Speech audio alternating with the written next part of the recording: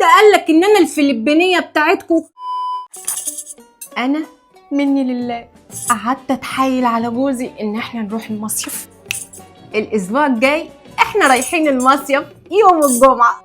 حلو قوي لغايه هنا. نحضر بقى حاجات المصيف، واول حاجه نحضرها نحضر كمان كيلو كفته، وتاني يوم بقى هنعمل مشويات، فاحنا لازم ايه نحضر برضو المشويات. نتبل بقى فرختين مع كيلو كباب مع كيلو كفته كمان، ويبقى ايه تاني يوم كده قضي.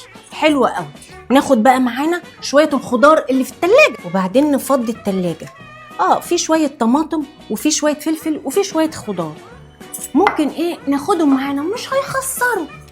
البهارات بقى، ناخد البهارات شويه فلفل اسود على شويه كمون على شويه ملح على شويه بهارات السبعه، وتبقى ايه قضيت كده. حلوه قوي. نسيت البصل والثوم. يبقى كده نعمل ايه كمان؟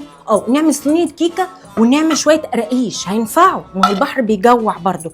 هنعمل شويه قراقيش بالعجوه وبالكمون برضو.